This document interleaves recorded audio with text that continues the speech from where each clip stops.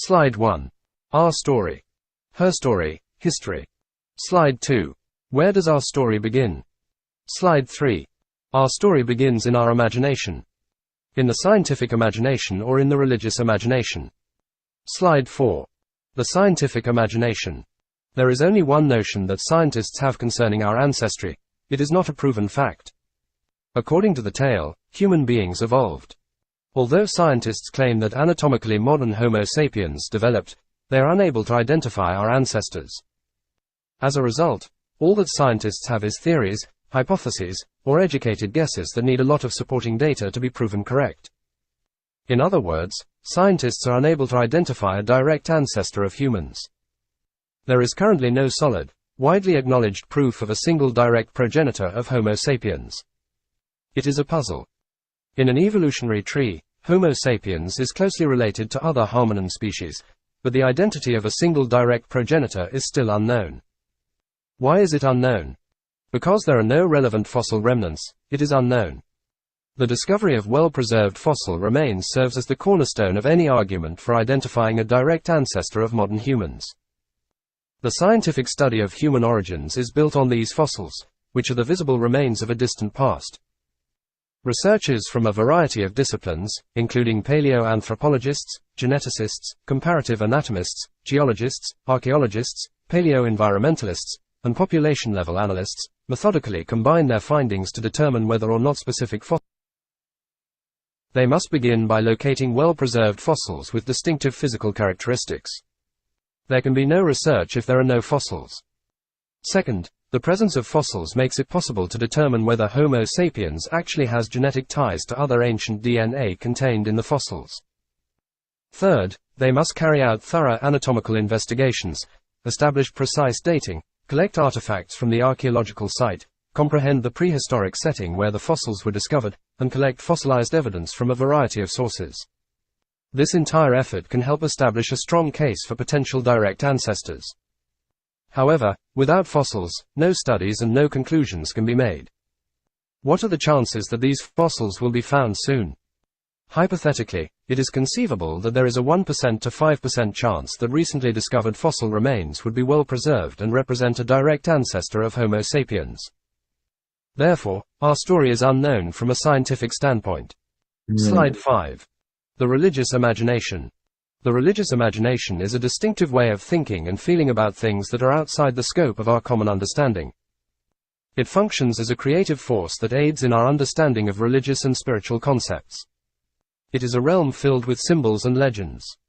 People create stories to explain topics like how the world started or why we are here and use symbols to stand for significant religious ideas. Religious imagination also enables people to perceive spiritual realities that are invisible to the naked eye. It resembles gaining a unique understanding of the divine via practices like prayer or meditation. People use their religious imagination to express their beliefs and connect with the divine when they pray and carry out religious rites. Religious thoughts and feelings are frequently reflected in art, music, and other creative endeavors. These forms of expression can inspire strong feelings and help communicate religious messages. Religious imagination also is a component of cultures and society, not merely an individual quality. It shapes the way people live, what they believe, and how they relate to each other. People use their religious imagination to interpret and reinterpret their religious ideas over time. This helps them adapt to changes in the world and society. In simple terms, the religious imagination is like a creative power that helps us understand and connect with the spiritual and religious aspects of life. It is a way of thinking, feeling, and expressing what is important to us in the realm of the divine and sacred. In contrast with religious imagination, directly knowing spiritual realities is instantaneous, transcends interpretation and the use of symbols, and results in experiences that can be transformative. For instance, directly encountering God and picturing God have quite different effects on daily life. It is impossible to directly know how, when, or where God created the earth and people. This is beyond comprehension or imagination. Nevertheless, the religious imagination permits the use of images, metaphors, concepts, and the imagination itself to glimpse the ineffable. The upcoming creation stories will therefore be a window into the inexplicable and a lesson in the workings of religious imagination. Enjoy. Slide 6. Creation stories. Sumerian, Hebrew, Zulu, Hawaiian, Japanese, Iroquois. Slide 7. Slide 8. Slide 9. Slide 10. Slide 11. Slide 12. Slide 13. A newly found creation story. We go. A translation of an Akkadian text into modern English. Slide 14. The beginning of creation. Before there was before anything was, there was no thing. Out of no thing appeared a void, and things appeared in the void. Thing changed form and expanded as the void expanded. Okay. Sorry. It got away from me. That's all right. All right. So we looked at religious imagination, scientific imagination, which the only thing that's said is that we humans evolve, but they can't explain how. So what they've done is they've found fossils and then lined them up through time and then assume that there is some progress between them. And then they discovered, oh, no, it's not like that. It branches off. So somehow during that story, if we go back to this beginning story here, and as you can see, you have a male and a female, and it starts off with chimpanzees. So we move along this evolutionary track from chimpanzees and to pre-hominids to a sort of like a human, and then finally humans.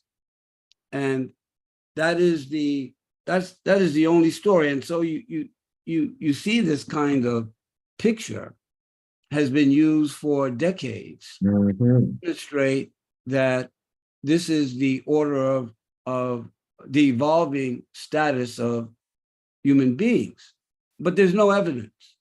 All you have is little pictures along the way, but those pictures don't represent what actually happened. In order to say that this human here came from a pre-circumstance, you have to have the fossil to demonstrate, and it has to be closely related, and it has to demonstrate why they need to look at the site and collect artifacts, because there has to be evidence of intelligence, of the kinds of things that Homo sapiens can do.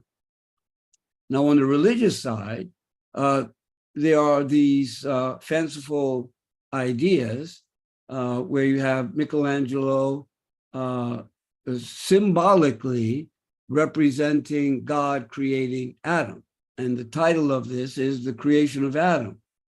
And, but did that happen like this? This is just an image. So people have now changed, and they said, oh no, this needs to be corrected, because we know that all human beings came from Africa. So the creator had to really start with a Black woman. And therefore, if that Black woman is made in the likeness and image of God, then God must be a Black woman.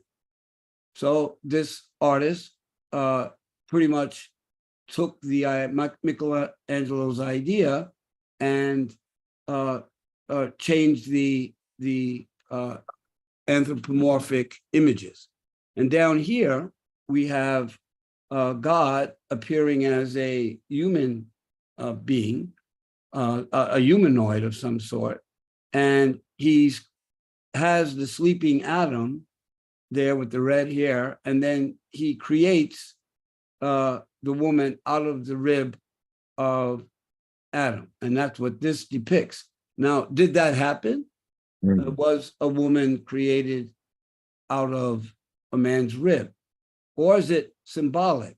And it's a way that in the Bible and elsewhere, other creation stories are trying to understand something that is a total, absolute mystery. And the reason why it's a total, absolute mystery is because we were not there. We don't have any evidence. We don't have anything except these images to work with. So we go on next. In this part, you guys will have to contribute. Which of these stories would you like to listen to? So I put in the Sumerian one and the Old Testament one since they are close in time. And then I added a one from a Zulu nation, Hawaiian version, a Japanese version, and a Native American. Of course, there are many, many more than this, but these are short stories that you can look at and compare and to see if you don't like the Sumerian one because you favor the Old Testament one, are you prejudiced? Which one is more real? And you'll see that there are biases in all of these stories, and we don't even know who created most of these stories. But I'd like to hear Native American. okay, and what other vote do we have? We got one for Native American. Let's hear the Zulu. Okay, one Zulu, one Native American. Any others? Going? Quickly. Japanese. I'll go for the Sumerian. Sumerian. Okay. Next. Any other? We got three. Maybe that's enough. Did we hear your voice? What did you Yes, say? yeah, I say I like to know about that Japanese. Okay. Now, these stories are all produced by a single person. There are different people narrating. I checked the background of the stories, and there's some slight changes, but all of these stories have changes. There are no creation stories that are singular and never change. They always have little changes. So this is just to give you the idea. So we'll go Sumerian, Zulu, Japanese, and Iroquois. Is that okay? Beautiful. Okay, here we go.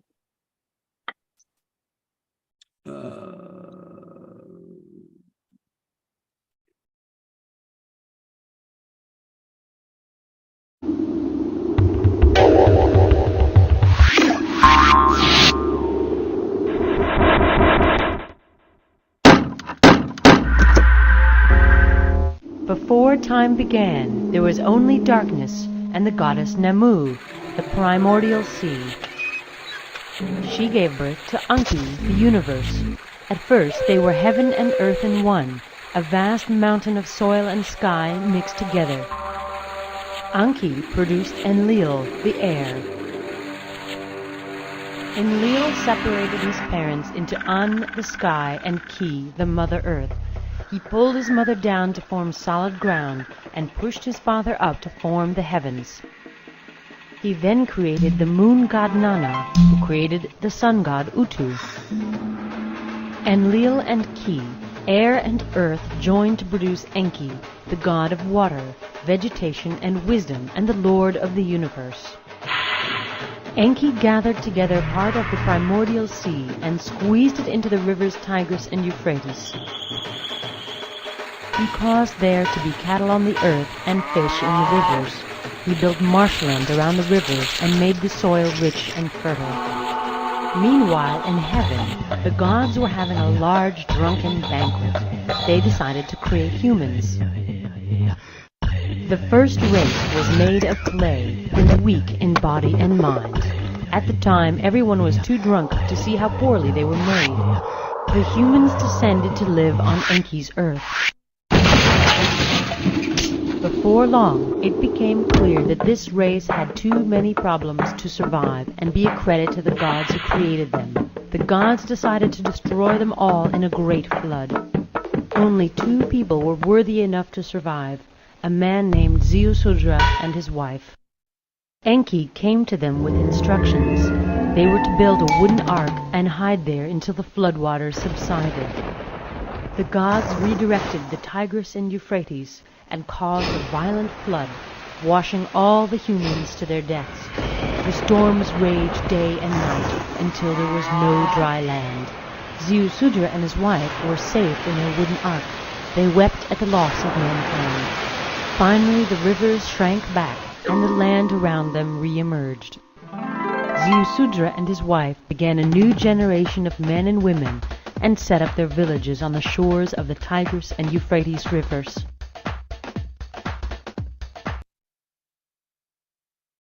Ah, So interesting. we can see that. Now, next is, you should also pay attention to how women and men are treated in these creation stories, which is what we're talking about, her story, his story, and so on. Okay, next. Now, where's the next button here?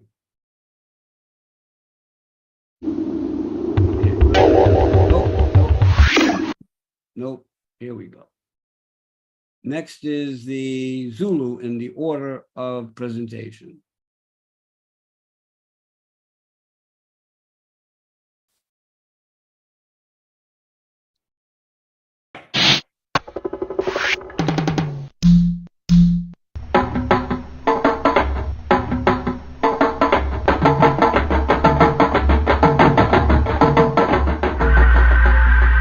Long ago, before man or any animals roamed the earth, there was just darkness, and one very large seed.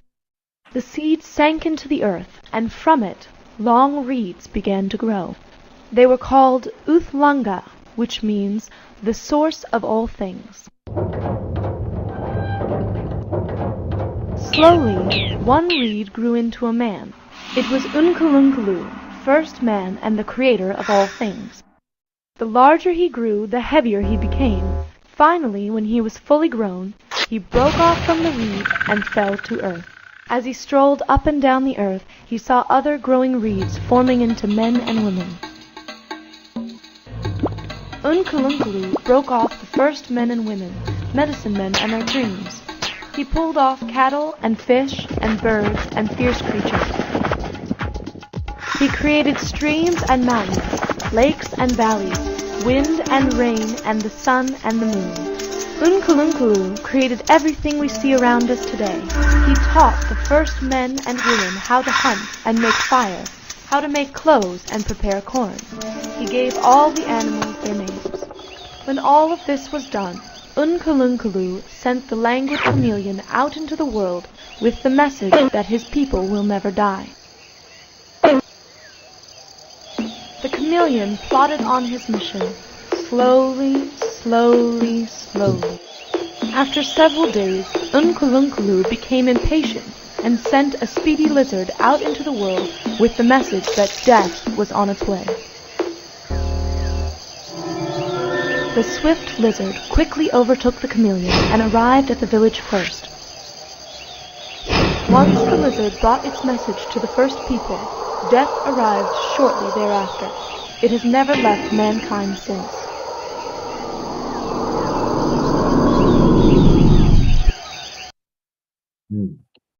Interesting.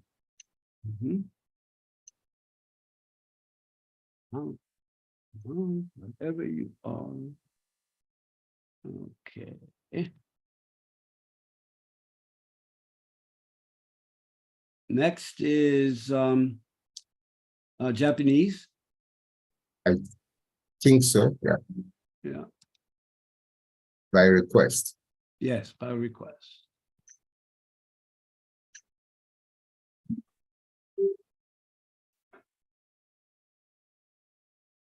As Dr. Lewis was sharing, please take notes of the man and woman symbolisms within these narratives.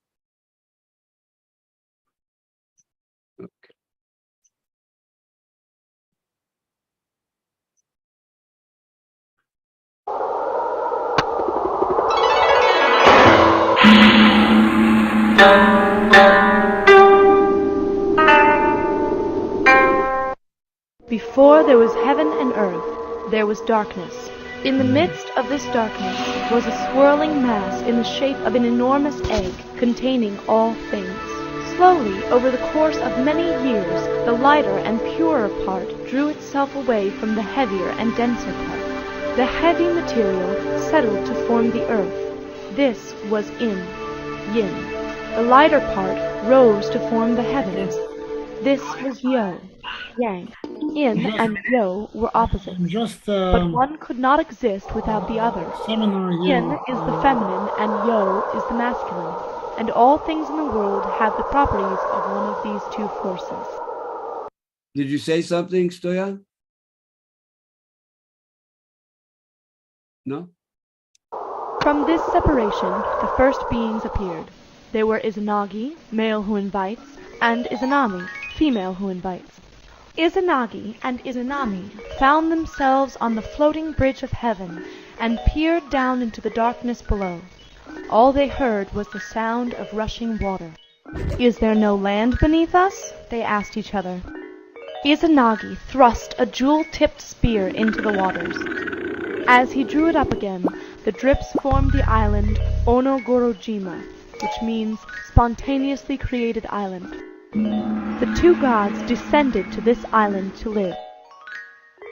Izanagi and Izanami decided to become husband and wife and build the land together.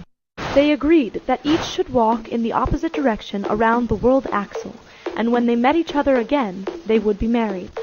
So they set off to the south and north and walked for days and weeks and months. Finally, they met each other in the middle. Izanami was the first to speak. "What a lovely man I have met," she exclaimed. But this distressed Izanagi, who felt that it should have been him, the man, to speak first. He declared this unlucky and determined that they would do this again. Thus, Izanagi and Izanami turned around and walked in opposite directions for days and weeks and months, to meet again on the other side of the world axle. When they met again, it was Izanagi who spoke first. "What a beautiful maiden I have met." Izanami explained that, as the in-force, there was a part of her body which was empty. Izanagi replied that, as the yo-force, there was a part of his body which was too much. Therefore, they completed each other and became one as husband and wife. Their first child was the island of Ahaji. They produced 6 more islands and declared it the Great 8-Island Country, Japan. Izanami gave birth to the Sun Goddess, who was so radiant that they sent her to rule in heaven and called her Ohohiro Me no Muchi. Their next child was to be her consort, the Moon. He was called Tsukiyumi no Mikoto, and was sent to accompany the sun and rule in heaven at her side. Izanagi and Izanami produced many more children who became gods or elements. They were very happy together for many years. Izanami's last child was the god of fire. She was burned to death during his birth and was whisked away to Yomi, the underworld.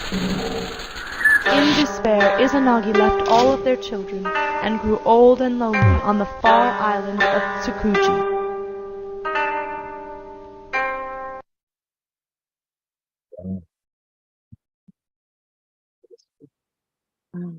Okay, and the last one from Why?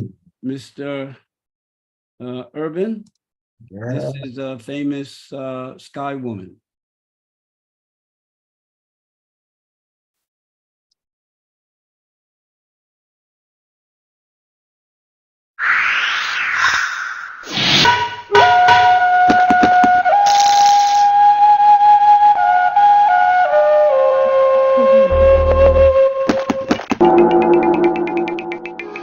Before this world was created, there was the sky world, high above the endless waters. In this sky world, there lived the sky caretaker and his wife, the sky woman. They lived in a lodge by the great tree of light, which illuminated their world through its brightly glowing flowers. One day, a great wind burst through the sky world and ripped the tree of light out of the ground. The light was gone, and all that remained was a vast hole. The sky woman accidentally fell through the hole. She fell for miles and miles, and was about to plunge into the endless waters below when a fish hawk spotted her and caught her in his wings. The woman was too heavy for the hawk, and he started sinking towards the waters. Luckily, a great sea turtle saw the pair faltering towards the water. He offered his back for the woman to live. But the woman needed earth under her feet, so she asked the animals of the endless waters for help. None of the other animals could dive deeper than the muskrat, so he was called on to swim down and find earth. The muskrat dove deep, deep, deep down into the endless waters. Finally, he touched soft mud. He scooped up as much as he could and returned to the surface. All the animals helped spread the earth onto the turtle's back. As the animals worked, the Sky Woman began to walk in counterclockwise circles around the turtle's back. As she walked, the turtle began to grow. The woman walked in larger and larger circles around the turtle's back, and the turtle grew and grew and grew. Finally, the turtle was the size of the earth we know today. Together, the Sky Woman and the animals built lakes and mountains and forests and vast plains. The woman had a daughter who became the Earth Mother. Earth Mother bore 3 daughters, Corn, Beans, and Squash, and twin sons, the evil-minded Flint and the good-minded Sapling. The good son Sapling created the sun, the moon, plants, and other animals. He created all the pleasant things we have on earth. His evil brother Flint destroyed much of Sapling's work. He created what was unpleasant in the world we know. When Sapling created fish, Flint gave them hard bones. When Sapling created berry bushes, Flint gave the bushes thorns. When Sapling created summer, Flint made sure there was a winter. Sapling then created different kinds of humans. He filled their minds with good thoughts, but his brother made sure to give them evil thoughts too. From yellow bark, Sapling created the Asian race. From sea foam, he created the Caucasian race. He created Africans from dark clay. And from red clay, he created the Haudenosaunee, or Iroquois people. But these different humans could not live together in the same place. They were constantly at war. Each race was then separated and put into each of the 4 corners of the world. The world is still carried by a giant sea turtle over the endless waters, and the different races still make war to this day.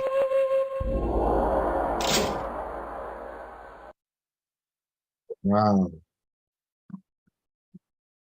Okay, now it is time to present a 15-minute or so a newly found creation story, a translation of an Akkadian text into modern English. And here we go. Hope I can do this right. You've been doing it right, Otto.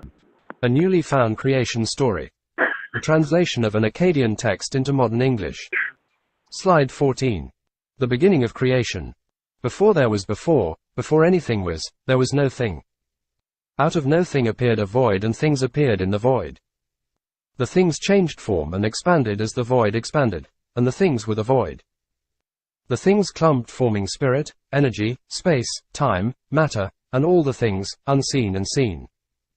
Then an infinitesimally small land seed appeared in time and space, covered in water, ice, and non-living things. Living things, unseen and seen, of all kinds slowly appeared on its surface. Slide 15. The birth of Lysander and Alien. 2 extraordinary beings emerged from the land seed. They were unlike any creatures that had come before, for they were suffused with the essence of creation. The first of these beings was Lysander, a figure of ethereal beauty whose skin shimmered with the hues of the setting sun, whose eyes held the wisdom of the ages, and whose heart radiated boundless love and compassion. Wherever Lysander walked, life blossomed, and peace followed. The second being was called Alien, a being of grace and harmony, whose skin was adorned with patterns like the flowing waters. Alien's fingers had the power to heal and nurture. Alien's mind was a tapestry of curiosity and wonder that sought to unravel the mysteries of the cosmos. One fateful day, as destiny weaved its intricate threads, Lysander and Alien found themselves drawn together in a mystical glade, bathed in the soft light of the moon. Their gazes met, and in that timeless moment, the universe itself held its breath. A profound connection sparked between them, one that transcended the boundaries of the physical world. In the heart of that enchanted grove, they gave birth to two extraordinary beings, Alara and Thalos. Slide 16. The Celestial Union. One fateful day, as destiny weaved its intricate threads, Lysander and Alien found themselves drawn together in a mystical glade, bathed in the soft light of the moon. Their gazes met, and in that timeless moment, the universe itself held its breath. A profound connection sparked between them, one that transcended the boundaries of the physical world. In the heart of that enchanted grove, they gave birth to two extraordinary beings, Alara and Thalos. Slide 17. Alara and Talu's quest. Alara was born with the spirit of intellect. Alara's mind was a beacon of light in the gloom of ignorance. Alara possessed the gift of reason with thought that soared to the celestial realms. Alara's heart's deepest longing was to uncover the secrets of the cosmos and to understand the purpose of existence. Thalos, born with the spirit of emotion, was a wellspring of passion and union. Thalos felt the world's heart and joys. Talu's deepest desire was to connect with the heartbeat of the cosmos and unlock the ancient wisdom it held. As Alara and Thalos opened their eyes to the world, they beheld their creators with reverence and gratitude. Lysander and Alien, their celestial parents, bestowed upon them the knowledge that they were born not merely of flesh and bone, but also of the essence of the creation. Days turned into seasons into years, and Alara and Thalos ventured forth into the wondrous world around them, driven by a thirst for knowledge and an unbounded capacity for union with all things. They discovered the mysteries of the forests, the melodies of the rivers, and the whispers of the mountains. Slide 18. Alara and Thalos turn inward. Yet, within the depths of their souls, a yearning took root to delve deeper into the physical and material aspects of existence. And as their bodies physically grew and changed, they experienced mood swings, irritability, and emotional oversensitivity. They experienced intense emotions, thoughts, and desires they had not encountered before. They became bewildered and overwhelmed.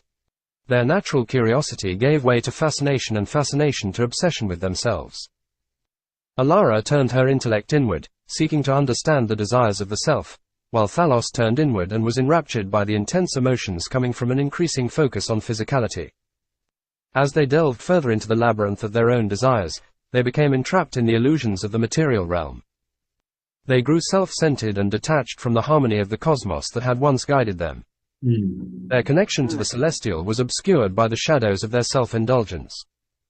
In their self-imposed isolation, Alara and Thalos lost sight of the profound purpose that had brought them into being, the quest for knowledge and union.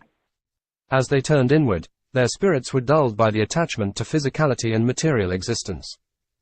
Slide 19. Alara and Thalos become clouded. As Alara and Thalos became more absorbed with themselves, their spirits grew dim, and a shadow of sadness and bewilderment descended upon them. They became ensnared in the desires of their physical bodies and the allure of the material world. Their once celestial connection had become clouded, and they began wandering in daily life in search of meaning. In their pursuit of material pleasures, Alara and Thalos lived separate lives, each consumed by their own desires. Alara, driven by the relentless quest for knowledge, spent great amounts of time thinking and delving deeper into psychological states that delivered no satisfaction. She acquired knowledge of the world that had little use. She felt empty. Thalos, on the other hand, was drawn to the sensory delights of the world. He reveled in the beauty of nature, the arts, and the emotions of those around him. He only found fleeting happiness in the moments of connection he shared with others. Thalos also was empty inside. Yet, despite their individual pursuits, a deep emptiness persisted within them. They yearned for something more, a sense of purpose that had once burned brightly in their souls. The memory of their celestial origin, of Lysander and Alien's love and wisdom, haunted their memories. Slide 20. The union of Alara and Thalos. In time, the universe, in its infinite wisdom, granted them a second chance to rekindle their connection and rediscover their cosmic purpose. Alara and Thalos, drawn together by an invisible thread of fate, found themselves face to face once more. In the presence of each other, they felt a spark reigniting within their souls, a spark of recognition and longing. The cosmic spirits of Lysander and Aelian whispered to them, reminding them of their shared destiny. With newfound determination, Alara and Thalos embarked on a shared journey, seeking not only knowledge and sensory experiences but also the deeper mysteries of existence. They explored the union of their intellect, emotion, and will recognizing that true enlightenment lay at the union of heart, mind, and body. As they delved deeper into their shared quest, their bond deepened, and their love flourished. And, as a testament to the reawakening of their celestial spirits, they were blessed with 3 remarkable children, Astra, Orion, and Selene. Astra, their firstborn, embodied the brilliance of the cosmos. She possessed a thirst for knowledge that rivaled the brightest stars in the night sky. Orion, their second child, was a beacon of strength and compassion. He possessed a deep understanding of the human heart and sought to heal the wounds of the world. Selene, their youngest, was a muse of creativity and harmony. She reveled in the beauty of nature and the arts, and her melodies could touch the very soul. Through their children, Alara and Thalos rediscovered the true essence of their cosmic origins, the union of mind and body, the quest for knowledge and understanding, and the boundless capacity for union in love. Slide 21. 1,000 years of turmoil. Yet, the inward turning that had ensnared Alara and Thalos proved to be a formidable shadow, lurking in the depths of their family's lineage. Despite the love and wisdom they shared with their children, the temptation of the material world and the desires of the physical body remained a constant presence. With each passing generation, the children inherited not only the gifts of their celestial lineage, but also the inner struggle that had plagued their ancestors. As the generations passed, the family's once bright legacy began to fade. The inward turning left them stranded in a world of ignorance and confusion. The stories of Alara and Thalos, of love and cosmic purpose, became distant echoes in their collective memory. The celestial spirits of Lysander and Aelian whispered to the hearts of their descendants, urging them to seek the path of balance and connection once more. In the despair and confusion, there remained a hope that one day, a chosen soul from their lineage would heed the call of the cosmos, rekindle the light of purpose, and guide their family back to the path of enlightenment. As the population increased, the gloom deepened, and the world became increasingly populated by people consumed by their individual desires and obsessions with themselves. After 40 generations, there came one from their lineage who was able to reverse the inward turning and put the world back on its course toward union and light. Slide 22. This chosen soul, known as Lyra, emerged at a time when the world teetered on the brink of spiritual despondency. She was born with a profound awareness of her cosmic lineage, carrying within her the wisdom of the ages that had been passed down through the generations. From an early age, Lyra felt the weight of her ancestors' struggles and the responsibility to restore balance and light to the world. Lyra possessed a unique gift, the ability to see beyond the surface of material desires and into the depths of the human soul. She understood that the inward turning was a consequence of disconnection from the cosmic source that bound all life together. She taught that true union could only be achieved by transcending the ego and recognizing the interconnectedness of all beings. Slowly but steadily, a community of like-minded souls began to form around her, drawn by the promise of a higher purpose. Through their collective efforts, they began to reverse the inward turning that had plagued generations. As the community of enlightened souls grew, their influence expanded beyond the confines of their immediate circle. Their teachings and actions inspired others to reevaluate their priorities and embrace a deeper connection with the universe. The world slowly began to shift from a place of self-obsession to one of collective awakening. Lyra, the chosen one. Slide 23. The family union. Lyra's journey of enlightenment and her efforts to counter the prevailing gloom did not unfold in isolation. She was joined on her path by a kindred spirit, her husband named Orisis, who shared her vision of restoring balance and light to the world. Together, they forged a profound union that would become a guiding light for generations to come. Orisis, like Lyra, possessed a deep well of compassion and wisdom. He had long yearned for a purpose greater than the pursuit of material desires. His heart resonated with Lyra's teachings, and their union was one of cosmic significance. From their union, Lyra and Orisis bore 3 extraordinary children, Celestia, Solon, and Luna. Each child inherited a unique blend of their parents' celestial gifts, and together, they formed a celestial family united in their mission to spread the light of enlightenment throughout the world. As a family, they embarked on a remarkable journey, traveling across the world to share their teachings and insights with diverse cultures and communities. Slide 24. A celestial family. Their celestial family of union became a source of inspiration and hope for people from all walks of life. Together, they founded a community of like-minded souls who gathered to learn, grow, and rediscover their cosmic connection. Through the guidance of Lyra, Orisis, Celestia, Solon, and Luna, the Celestial Fellowship expanded its reach, spreading its message of unity and enlightenment throughout the world. They taught that true fulfillment could only be found in the harmonious union of intellect, emotion, and spirit, transcending the confines of the ego. However, despite their best efforts and the guiding light they provided, the vast majority of humankind remained ensnared by the relentless inward turning. The consequences of this incapacity were profound. A pervasive confusion and dysfunction gripped the world, casting a shadow of unhappiness and despair over the lives of most.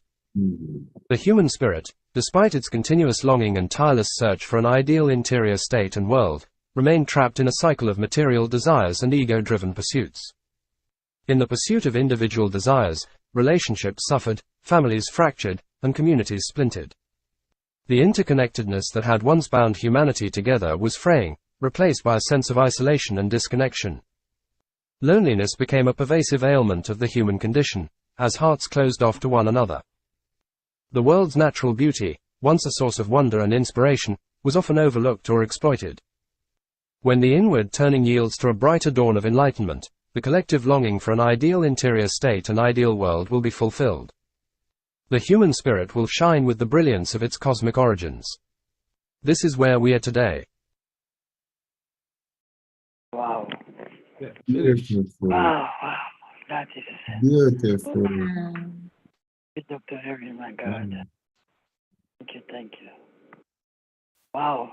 That's a lot of Dr. exposure. Lewis, Dr. Louis, sorry. I know there will be maybe questions and commentary. We're at 11:40. As we had noted, this would be an ongoing unveiling that is so needed. I really thank you, Dr.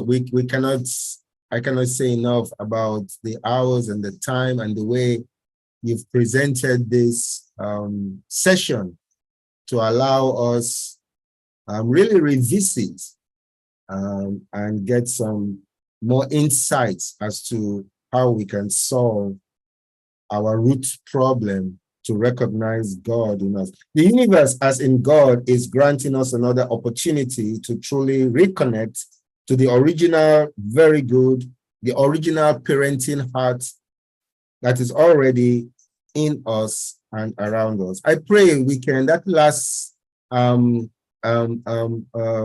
presentation, just so in line with at least where I am and this understanding of a chosen person.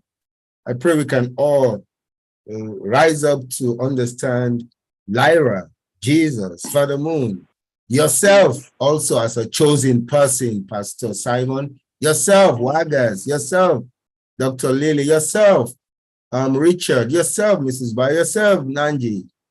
You are a chosen person. You are. So I thank you.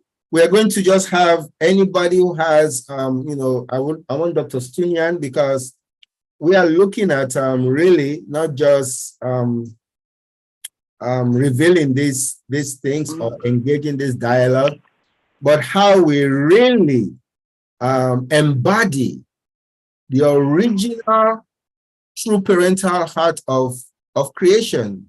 You want to call God whatever name you, that's fine. That God has no problem. Believe me. I want to tell somebody who is still dogma. Oh, you must call God. So just want to open up for Dr. Stunian in particular. How can these narratives, this revisiting, I pray it can help us, help other so-called believers know that, yes, we thank God for the Bible. Just Christians thank God for the Bible. The Jews thank God for the Bible. The Muslims thank God for the Quran. The Hindus thank God for the Upanishad. And the Upanishad, like many of all these other stories, are older than the biblical narrative to an extent. And we can see how some of these stories really help us see man and woman, and especially the woman, in a more motherly birthing role, emerging role. So, Dr. Stunyan, I wonder if you have any comments to share before we round up today. I hope this has been helpful to everyone, to humble especially us brothers, to know that God needs the yin and the yang together, not just the patriarchy mindset of muscle, external domination, but that internal heart that sometimes is in the patriarchy delivery of our story. Please, I say a lot, but if you listen very well to everything said today, I find solution in revisiting our origin.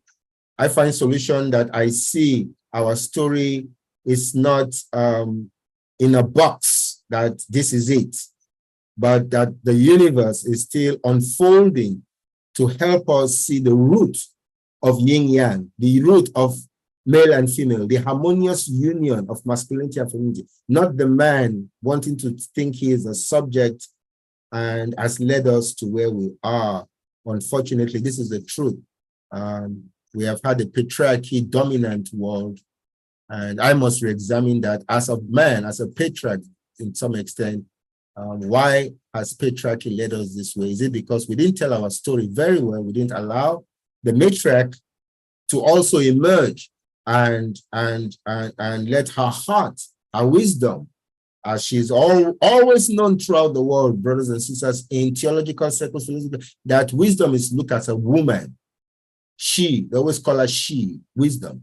So I pray her wisdom will give birth to this work we are not fighting, this ability to love the world into correction, to love our communities, the school board, the president, to love people and show them that true parental, original heart of God that wants all of us, not some of us. I know God wants you. I know God needs you. I know for fact. I know that for fact, and God is using you where you are. Let us hear just a few words, reflection on what you've received today. Thank you. Very, very kind of you. And thank you, Dr. Lewis, for really fascinating and engaging overview of the many efforts we have made to make sense of our beginnings. All inadequate, but all, I think, hold some elements of truth. We just don't know what is sweet and what is chaff. So we need more winnowing so we can sort it through properly. The original statement that was made, I believe, by Mother Bayou, we said, without mothers, there would be no others. But actually, we should say, without mothers and fathers, there would be no others. We need to be more inclusive. Yes, that's a shock first to let you all know that fathers don't dominate. Yeah, that's why the two become one. There you go. I think I told you the famous question that was posed. I don't know if I shared with you before. If I have, I apologize. But in this context, I think it can add a little more light. The question is, how can you tell when a man is about to say something that you know is going to be absolutely brilliant, and you know it'll be brilliant before he says it? How do you know that? Remember that? I think I do. Yeah. It's whenever he starts his sentence by saying, my wife told me, I know what's coming next. It's going to be brilliant. I know. Yeah, that's what it says. My wife told me. Yeah, I remember. It also sounds like a cop out when you don't want to carry the name of something. Oh, my wife. So I'm using this story to give myself an excuse. I hear you. I didn't check with my wife, so I don't know to tell you all the wisdom, okay? So I can only give you a little bit. That way I have a story narrative for an excuse, okay? Anyway, the question is, how do we recover the origins of our being?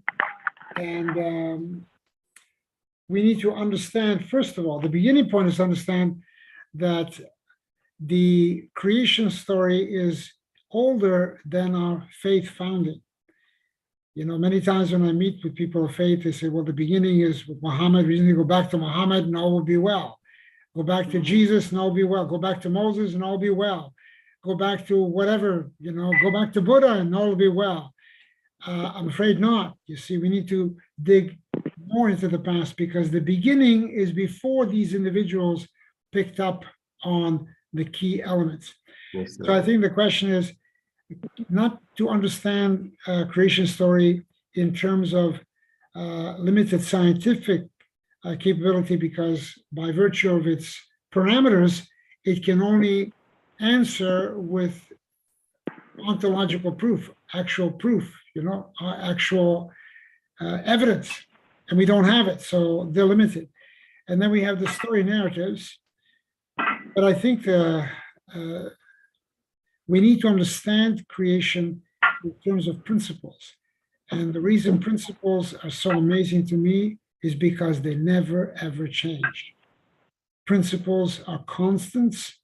And once we understand something in principle, there is no limit to how much application we can make of these same principles and create new things to come into being. So we don't understand our origin in principle. We don't understand our relationships in principle. We don't understand myself in principle. We don't understand anything in such a way. We mostly spend time copying. We see others doing something and then we copy that, which is the beginning point of learning. When you smile at a baby, they're not smiling back. They're copying your face. No, sure. They don't understand what smiling is. Yes, okay.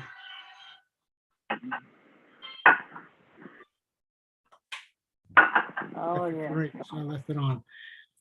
So the question is, how do we come to understand creation in principle and then apply these principles in ever greater ways? The principles of flight have been in effect for billions of years. Bugs flew, birds flew for a long, long time. And even though we watched them and watched how they do it, we never understood how to do it until we understood their flight in principle. We couldn't go out there and jump off a building or a cliff and, pretend to be an eagle, put some feathers on. It didn't work. But once we understood the principle of flight, we could fly. And because we understood principles of flight beyond simply imitating the first flight on a Kitty Hawk, that's why we could build a 747. Otherwise, we'd still be flying the Kitty Hawks because all we could do is copy what we saw. But once we understood flight in principle, we could do many things. So I think the question is, can we understand love in principle? And once we understand love in principle, then we can apply it in infinite ways and create infinite beauty to come, rather than just copy. And I'll leave you with this. It's my conclusion that God creates each of us as one-of-a-kind beings, and our primary task is to bring to life the image that God had sown in each of us. You are your only competition. There will never be another one like you. There isn't another one like you. There was never another one like you. You're one-of-a-kind creation. Each of us are one-of-a-kind creation. If we can understand that and bring that to life, we can stop being Elvis lookalikes.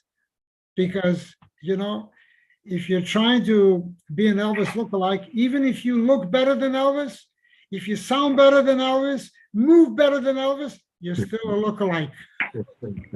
You're fake. God, we are no lookalikes here. When I look around, we see only the likeness of the divine, the creator. Thank you, Dr. Stunyan. You always stimulate the essence. And no doubt, when we listen to all the stories, all the narratives about creation, it's very clear that there's that principle running through, the principle of the harmonious union of femininity and masculinity.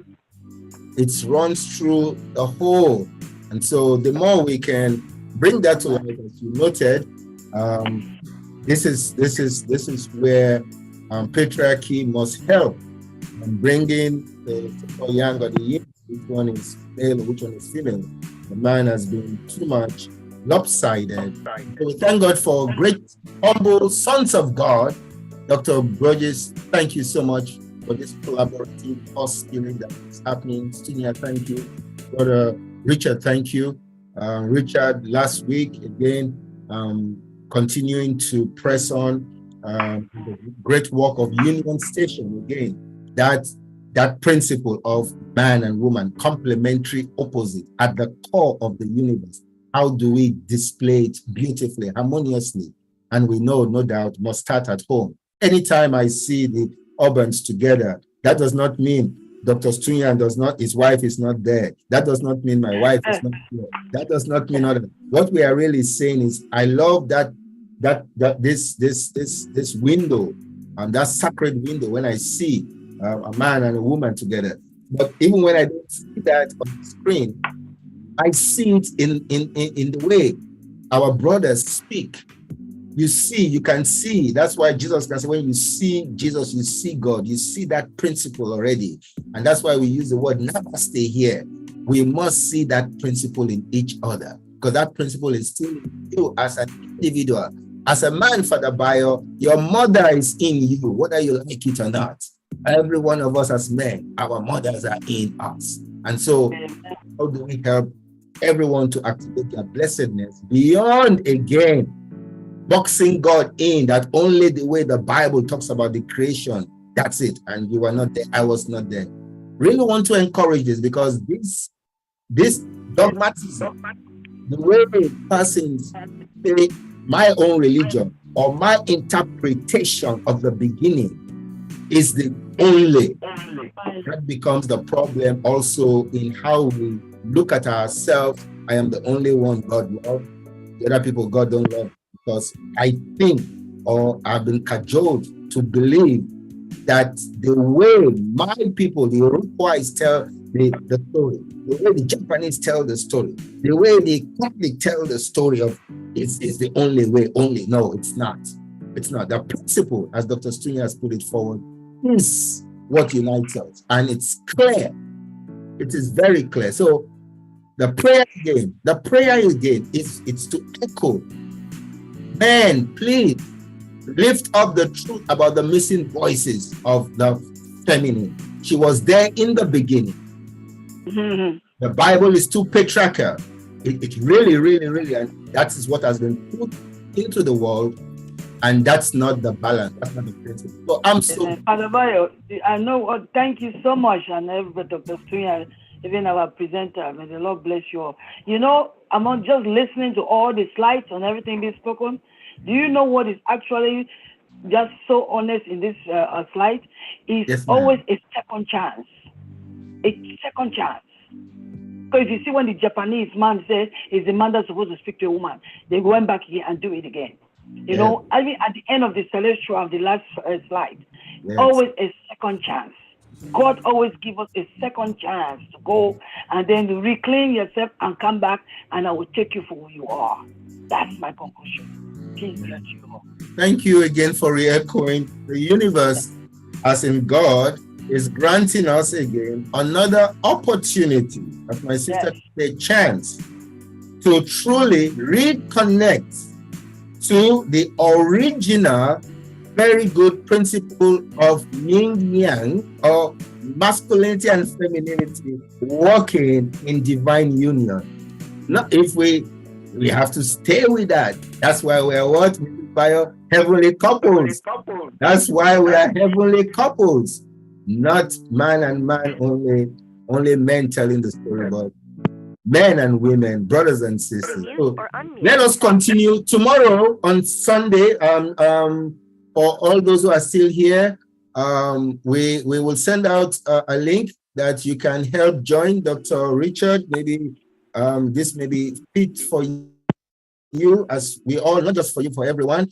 Dr. Strian will be is facilitating another wonderful working group that is seeking again to help pastors in particular of faith, the faith community, to revisit again the origin of parenting, so that we can help stem the tide of this godless or loveless, not true love, of this principle-less, no principle curriculars that are kind of taking over the schools, and not just the schools, everywhere. So Dr. Strian is inviting us 12:35 tomorrow to be a part of that presentation. So do your best when you receive the link, do join.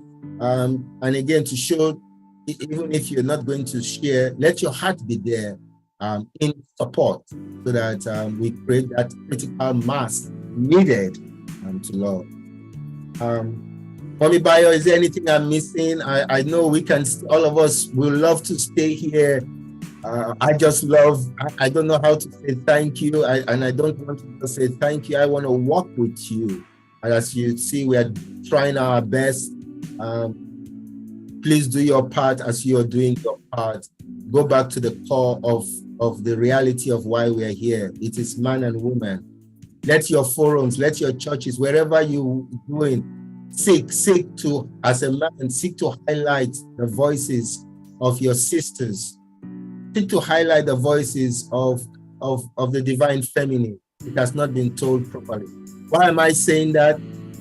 I know today, other than people who are prominent, Oprah Winfrey, people know her story a little bit. Rosa Parks, people know her story a little bit. But I like to know Strian's mother's story, because that's a great mother. A mother who gave, I like to know the story of Louis Borges' mother. I would people want to know my mother's story. These hidden stories can move others more than just the Rosa Parks stories, which sometimes is so far to read. The Jesus story, so far, as Dr. Levi put it so beautiful. Jesus was not the only one who died. Young women lost their children. Many, they said Jerusalem was crying. Their stories need to be told. Their stories, their pain. And so we really are, God is saying, God's not looking for only one person's story. God is looking, Dr. Bridges, won't you want to hear from all your children? If they come around you, hey, tell me what's going on. How's your life? You don't want to just hear from one child. We want to hear from one another. And we get encouraged. We get more encouraged by the simple story of the Good Samaritan. I don't know his name. I never met him. That story. Amazing. And so this is what stories do that help set the tone, the stage, especially our story of origin, that we know it's a mystical and in a way mythical, but more mystical. And it has principle in the beginning. And that principle is heavenly coupling, heavenly clumping, heavenly loving, heavenly gathering, coming together into oneness with our uniqueness. Thank you. Dr. Buddhist, any last words? So we close, let's close. It's 12 o'clock at the noonday. You just put so much to this, and please close us out on mute with any last words so that we can continue go clumping. Let's continue.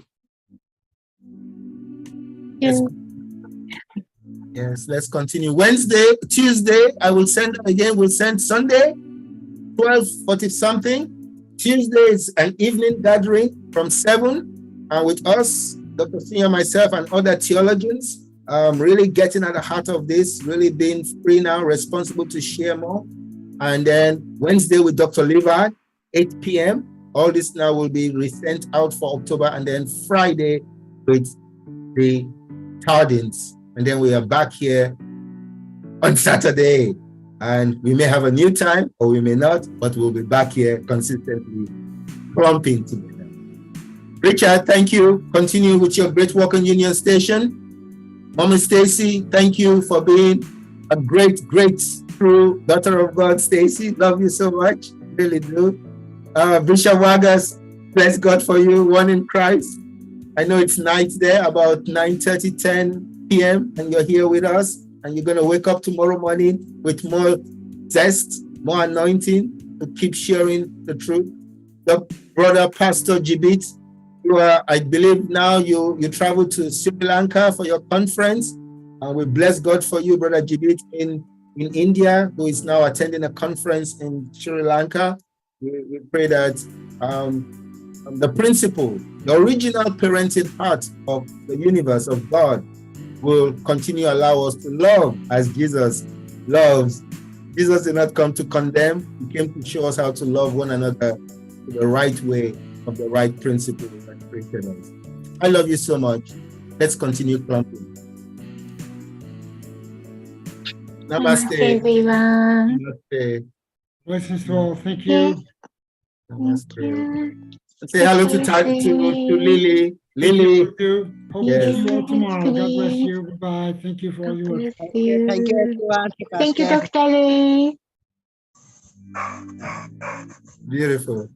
Bless you, JB. Bless you. See you all tomorrow. Dr. GB, stay strong.